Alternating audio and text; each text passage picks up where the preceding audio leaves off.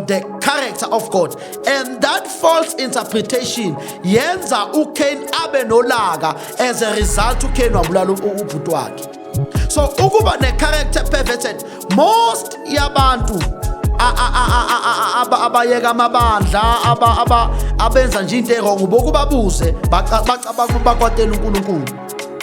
Why uNkulunkulu angangenzelanga this and that? Why uNkulunkulu angenzanga this and that? Ukuba ne perverted mindset about God will lead you to do sins. Abantu abatshontshayo is because they do not believe that God is a provider. So if you do not believe that God is a provider, you will steal the things of people. Uzotshontsha into zabantu. Yabona. So this is very much important. A distorted mindset about God produces a wrong living. An upright man, he was a blameless man, meaning Job was innocent. uJobe waye innocent. So kushukuthi kwi-theology kaJobe noma uJobe washo a false statement about God, but leso statement esirong uJobe wasisho out of innocence. Wayengasisho ngoba waye discredit uNkulunkulu, wayesisho out of innocence, wayengablame uNkulunkulu. Leli verse lichaza lokho malithi, in all this Job did not sin nor charge God with wrong. Meaning uma ngabe lithi Bible in all this ezandleni zakho, ngifuna ubheke something. uNkulunkulu allowed the devil to tempt Job, but it was not God who was behind the sufferings of Job. There is a difference between a causative verb and a permissive verb. God allowed the devil, but he was not behind the sufferings of Job. It was the devil who made Job to suffer. It was the devil who killed the children of Job. It was the devil who killed everything that Job had. Kwakusatane owabulala everything that Job had. It was not God who was behind the actions of the sufferings of Job. Kwakusatane owabulala izinto zikaJob. God only allowed. So there is a permissive verb and there is a causative verb. Ama permissive verb ilento esiyibiza ngokuthi to allow, to permit, to give an authority, meaning uNkulunkulu just allowed the devil, but he was not behind the actions that the devil has done. Uma kuthiwa into ivumele akusho ukuthi wena oyenzile. Ngifuna sikubambe lokho bazalwane ukuthi uwena ovumele into, it does not mean yenziwe uwena. uNkulunkulu wavumela uSathane, kodwa akusiye uNkulunkulu owathatha izinto zikaJobe. Ngicela sibe clear lapho. uSathane owabulala ingane kaJobe, uSathane owathatha into zikaJobe, uSathane owabulala izimvu zikaJobe. Akuyena uNkulunkulu, even though God has allowed the devil, but God was not behind the actions. God did not cause the sufferings of Job. The cause was the person that was behind the sufferings of Job was the devil. So uma ethi uJobe uNkulunkulu phile, uNkulunkulu thathile, uJobe wayekade eperverted emqondweni wakhe ngeknowledge kaNkulunkulu. uJobe akamrecognizanga uSathane kulento. uJobe wabona uNkulunkulu kukho konke, which is a wrong doctrine. Awukwazi ukubona uNkulunkulu kukho konke. Awukwazi ukubona uNkulunkulu kukho konke. uNkulunkulu uyapha but uSathane uyathatha. So uJobe kwakufuneka abone ukuthi the person that is behind my sufferings is the devil, so that azokwazi ukusukuma arebuke uSathane. So angeke ukwazi ukumrebuke uSathane if ucabanga ukuthi uNkulunkulu is responsible for good things and bad things. Ngiyathemba bazalwane ukuthi kuyacaca lapho, but ngifuna siqhubeke si-examine bathandekayo. Ngicela sibuyele kuleli verse lapha kuJobe chapter number 1 verses number 21. And he said, naked I came from my mother's womb, and naked shall I return there. The Lord gave and the Lord has taken away. The Lord gave and the Lord has taken away. That is the wrong information about God. God did not take. God only allowed, but he did not take. The person who took the things of Job was the devil. So Job did not speak an accurate revelation about God.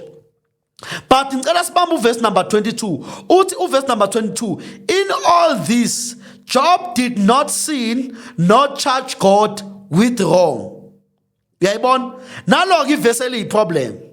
In all this, Job did not sin nor charge God with wrong. Uma ngabe ufunda leli verse uzocabanga ukuthi kuvunyelwa uJobe ukuthi lento ayisho yayi right ngoNkulunkulu. No. Into eshiwo la kuthiwa uJob angithi uverse 1 ususichazele ukuthi uJob he was a upright man, he was a blameless man, meaning Job was innocent. uJob waye innocent. So kushukuthi kwi-theology kaJobe noma uJobe washo a false statement about God, but leso statement esi-wrong uJobe wasisho out of innocence. Wayengasisho ngoba wayediscredit uNkulunkulu, wayesisho out of innocence, wayengablame uNkulunkulu. Leli verse lichaza lokho malithi, in all this Job did not sin nor charge God with wrong. Meaning uma ngabe lithi iBhayibheli in all this, meaning kuzo zonke lezi zinto uJobe ezimehlele azehlanga ngenxa ukuthi uJobe wonile. Ngiyathemba bazani niyakunderstanda lokho. Lezi zinto azimehlelanga uJobe ngoba kukhona into wrong ayenzile. That is why kuthiwa in all this, which all these things, meaning onke ama-sufferings kaJobe awenzekanga ngoba uJobe one uNkulunkulu, kodwa ama-sufferings enzeke ngenxa ukuthi uSathane uzile wazodestroya izinto zikaJobe. So leli verse alikho exclusively to what Job has said, but leli verse lichaza yonke into uJobe emehlele ukuthi ayimehlelanga ngoba onile, kodwa imehlele ngenxa yokuthi uSathane uzile wazodestroya izinto zakhe. Ngamanye amagama itheology kaJobe yayingekho accurate, kodwa ukuthi yayingekho accurate kwakungamenzi uJobe abe umuntu omubi. So uJobe wakhuluma a false statement about God. uNkulunkulu akanayo dual character. uNkulunkulu akanayo dual character. That is very much important bantwana benkosi. Right. So ngicela sibheke bantwana benkosi sibheke manje uJobe chapter number 2 verses number 9. Then his wife said to him, do you still hold fast to your integrity? Curse God and die. Number 10. But he said to her, you speak as one of the foolish women speaks. Shall we indeed accept good from God? And shall we not accept diversity? In all this, Job did not sin with his lips. Ngifuna ubheke bantwana benkosi. Kuyo yonke i-misconception uJobe ayenayo, akusho ukuthi yayi-correct. Futhi akusho ukuthi njengoba uJobe wakhuluma iphutha ngoNkulunkulu wayekade ona uNkulunkulu. No. Ukunga-understandi i-character kaNkulunkulu akukubeki automatically ekutheni wena you are wrong. Alibonga igama lenkosi. Lithi iBhayibheli lana, in all this Job did not sin with his lips. But ngifuna ubheke itheology kaJobe. Uthi uJobe, shall we indeed accept good from God? Shall we not accept diversity? So according to Job, okuhle nokubi kuvela kuNkulunkulu. Ngifuna ubheke itheology kaJobe. According, that is why uJobe akamrecognizanga uSathane ngoba ingqondo kaJobe ayimvumelanga ukuthi abone ukuthi there is a foul play here. There is an enemy here. I-theology kaJobe yena kuko konke ubona uNkulunkulu. Bazalwane, awukwazi ukubona uNkulunkulu kuzo zonke izinto. awukwazi ngifuna ubheke la according to uJobe uthi uJobe siyakwamukela okuhle kuphela na enkosini asikukwamukela okubi na ngamanye amagama according to uJobe uthi okuhle nokubi kuvela kuNkulunkulu. That is a perverted mindset. You cannot believe that Jesus is the originator of good and evil. Hayi mhlamba siye ku New Testament, James chapter number 1. James chapter number 1. James chapter number 1, because this is a very big challenge. If we will never explain uNkulunkulu ngembhalo yakhe ngeNew Testament, hayi bafowethu sisazoludla udaka emabandleni. Abafundisi basazoshuma ezinkwishi. Sisazodla inkwishi straight. Lihle iqiniso bafowethu. James chapter number 1 sibheka manje character kaNkulunkulu, because uJobe into ayikhulumayo ayikho accurate. According to uJobe okuhle nokubi kuvela kuNkulunkulu, right? Ngicela sifundeke laphana ku James chapter number 1 verses number 5. Ngicela sifunde verse number 5. If any of you lacks wisdom, let him ask of God, who gives to all liberally and without reproach, and it will be given to him. So let's see, Bible, God gives liberally. Unkulunkulu is a giver. That is number 1. The Lord is a giver. If any of you lacks wisdom, let him ask of God, who gives to all liberally without reproach, and it will be given to him. But let him ask in faith, with no doubting. For he who doubts is like a wave of the sea, driven and tossed by the wind. For let no man suppose that he will receive anything from the Lord. He is a double-minded, unstable in all his ways. So kuthiwa a person that is double-minded about the character of God receives nothing from the Lord. Right. Ngicela siqhubeke sifunde. Asiya ku verse number 12. Verses number 12. Blessed is the man who endures temptation, for when he has been approved, he will receive the crown of life, which the Lord has promised to those who love him. Verse number 13. Let no one say when he is tempted, I am tempted by God. For God cannot be tempted by evil, nor does he tempt anyone. Tiwa uNkulunkulu does not tempt anyone. God, meaning God did not tempt Eve. God did not tempt uJobe. uNkulunkulu azange amtempte uJobe. uJobe wathemtwa uSathane. Asifundeni. Let no one say when he is tempted.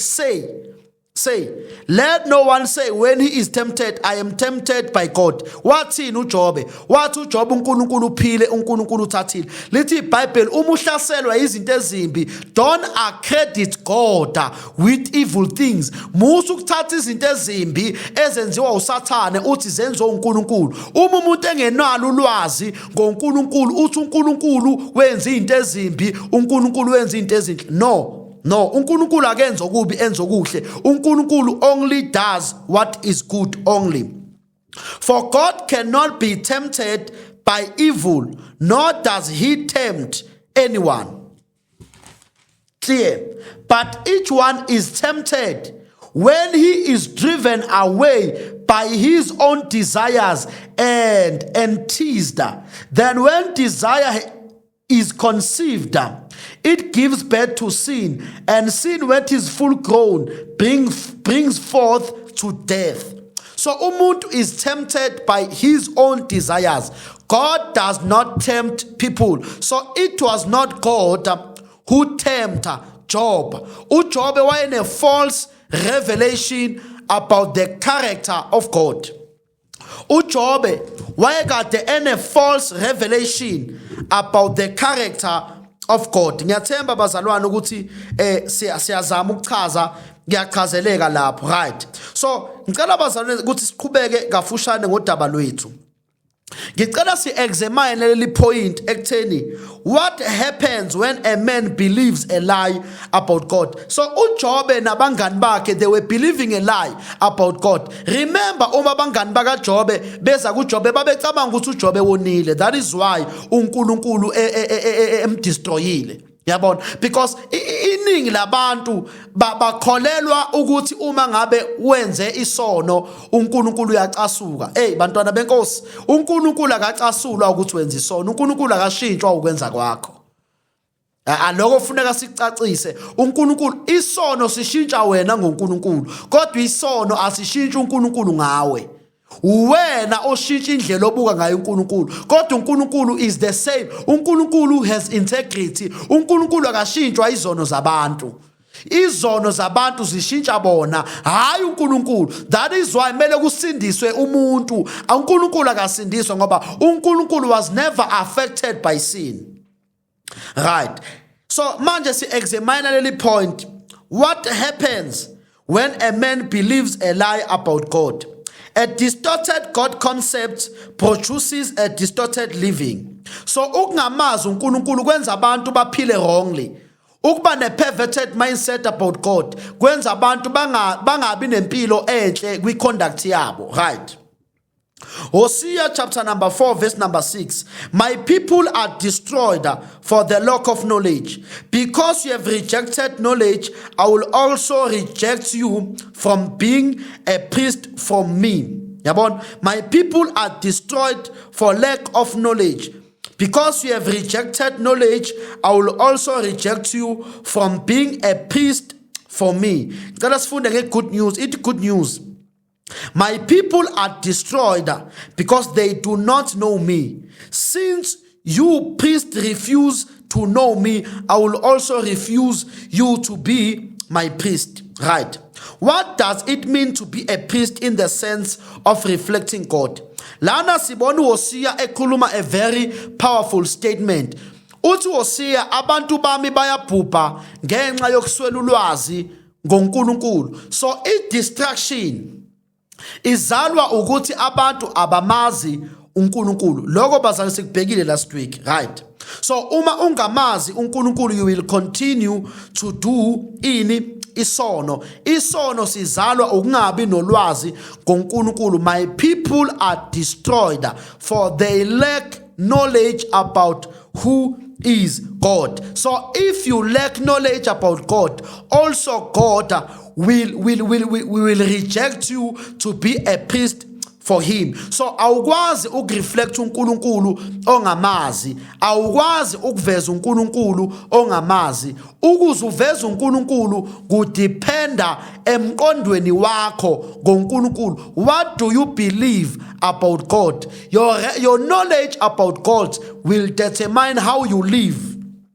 So uma uphilisa okwesitha kusho ukuthi unomqondo wrong ngoNkulunkulu, awukwazi ukuqhubeka ezonweni une-accurate revelation about God. Abantu abadla izono, abantu abangamazi uNkulunkulu, akekho umuntu osindisiwe one full revelation about God ophila ezonweni. Akekho bantwana benkosi, right? So uHosea ukhuluma a very powerful statement. So a corrupted conduct is a result of distorted mindset about God. Hosea chapter number 4, verses number 1 to 2. There is no truth or mercy or knowledge of God in the land. By swearing and lying, killing and stealing, committing adultery, they break all restraint. Kuthiwa lento yokungamazi uNkulunkulu iyona ezala izono. Ukubulala, ubufebe, ukuphuza utshwala, ukutshontsha, zonke lezi zinto zidalwa ukuthi ulwazi likaNkulunkulu lulahlekile. Yabona? So meaning if there is no knowledge of God, there is no mercy. And if there is no mercy, isono siyanda. So into edala ukuthi isono sande emhlabeni is because people, they are not knowledgeable about God. That is why we need to continue and preach and reveal the true character of who is God. Yayizwa manje indaba. We must reveal the true character of who is God. Jeremiah chapter number 4 verse number 22. For my people are foolish. They have not known me. They are silly children, and they have no understanding. They are wise to do evil, but to do good they have no knowledge. Uyezwa kuthiwa la, kuthiwa people they are knowledgeable about sin. People they are knowledgeable, they are skillful about sin, but they do not have knowledge about what is good. Into eyenza abantu badla izono ukungamazi uNkulunkulu bazalwa licacile indaba izinqa zenkawu lento le. Alibonga igama lenkosi. So in the garden of Eden, this was the crisis. Wise to do evil. They now have a knowledge system, but it is divorced from God's nature. They are skillful in self-preservation, manipulation, violence, because they think God is like that. People, they think God is the originator of evil and good. That is why they also behave like that. If you think God is the originator, if usacabangiso kaJobe ukuthi uNkulunkulu uphile uNkulunkulu uthathile, nawe kwi-conduct uzoba njalo. Uzoba ne-dual character, uzoba ne-double standards about God. Yabona. Right. Ngicela sibheke ke bathandekayo sesivala. Now we are tracing wrongdoings. Sibheka ke manje i-conduct as a result of the wrong mindset about God. I-conduct yesono nje yaqala kuGenesis chapter number 4. Genesis chapter number 4 verse 3 to 7. And in the process of time, it came to pass that Cain brought an offering, but he did not respect Cain and his offering. And Cain was very angry. So the Lord said to Cain, why are you angry? If you do well, will you not be accepted? Ngifuna sibheke i-mindset kaCain about God. Cain believed that God was preferentially. Cain believed that God is a performance-based God. Cain believed that God rejected him. As a result, Cain concluded, God rejected me. That is a lie about God's character. And that belief system produced an anger in the life of Cain, and he made that his brother.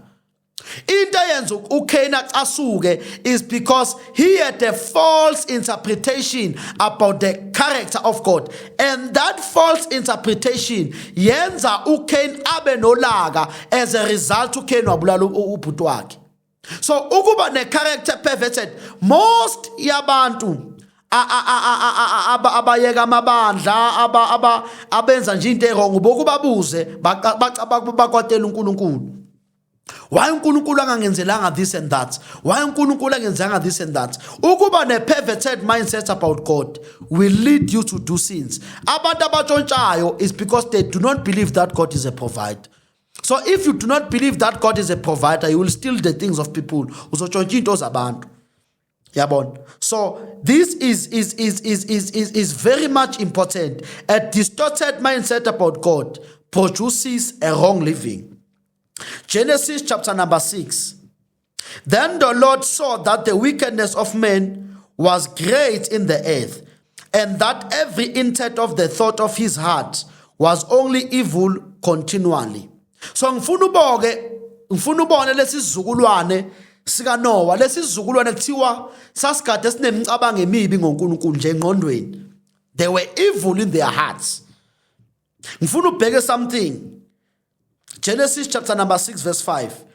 Then the Lord saw that the wickedness of men was great in the earth, and that every intent of the thought of his heart was only evil continually. So ingqondo yomuntu yayikade evil continually. Ingqondo nje yomuntu lapha kuGenesis chapter number 6. So ngifuna ubheke something.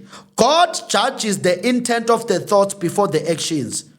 The only evil continually mindset is the matured fruit from Genesis 3. If God is seen as a withholding and a hostile, humans become like the God they imagine, evil continually. So, into yenza abantu babe evil is because they think God is also evil. You are the reflection of the God you think.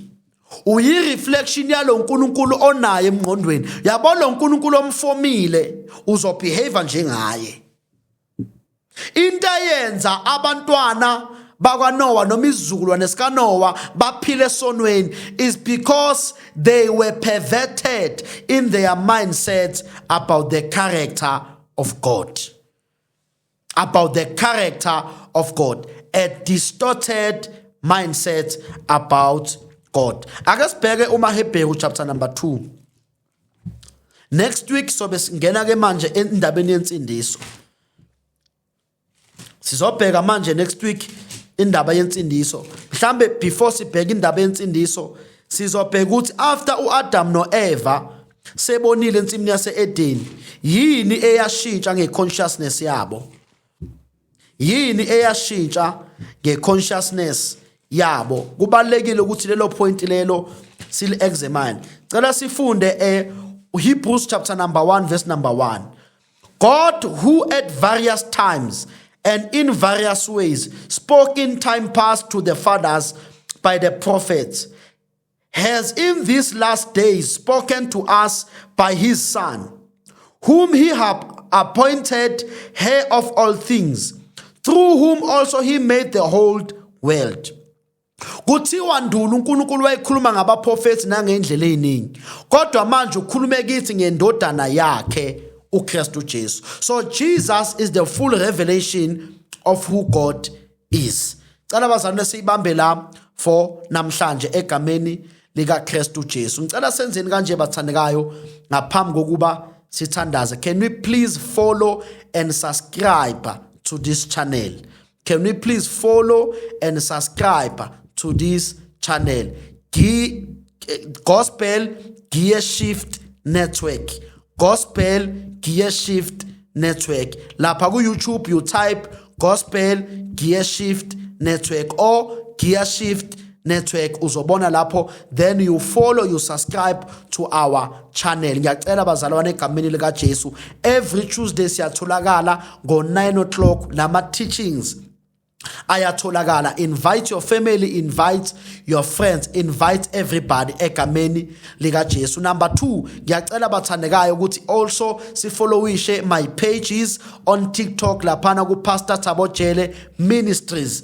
Pastor Thabo Jele Ministries on TikTok. Follow and like my teachings. Go Facebook, I'm Thabo Jele. I'm also Pastor Thabo Jele. Follow my channels. Subscribe to our channels also. Go YouTube, I'm Pastor Thabo Jele. Follow our channels. Follow our pages in the mighty name of our Lord Jesus Christ. Okugcina bathandeka siyacela uma ukhona usibukele kule channel, you want to give your offering. Uthi mfundisi, we are liking these teachings. Bantwana benkosi siyacela partner with us. Kuzovela lana la phansi lana ama details la ku screen for you ukuthi ukwazi ukunikela any amount. Sifuna bazalwane ivangeli lisabalale umhlaba onke. We are only depending to your offerings. Bazalwane siyacela nisupporte. If kukhona umnikelo any amount, sicela usebenzise this account details lanje in the bottom. Siyacela bazalwane ukuthi nisupporteni, sinikeleni ukuze ivangeli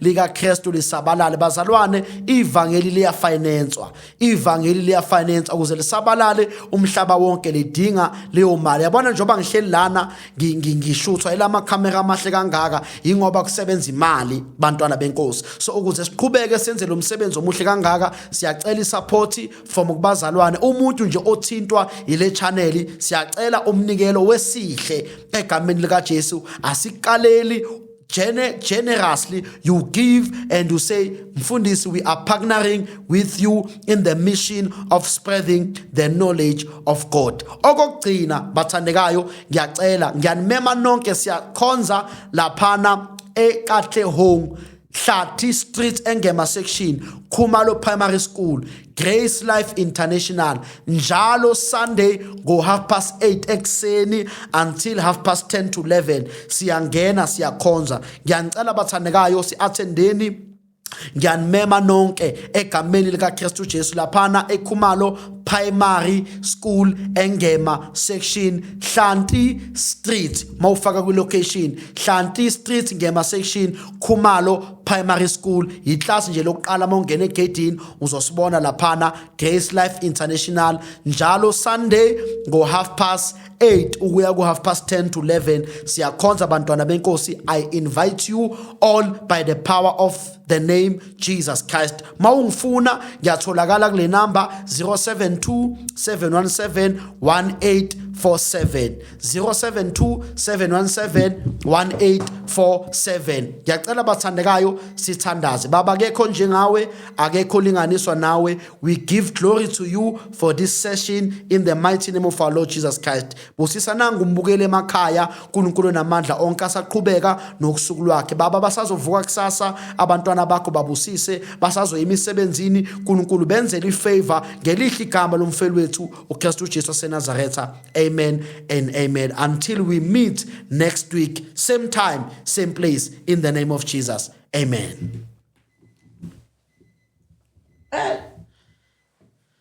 Asibonge. Ay madoda. Oh.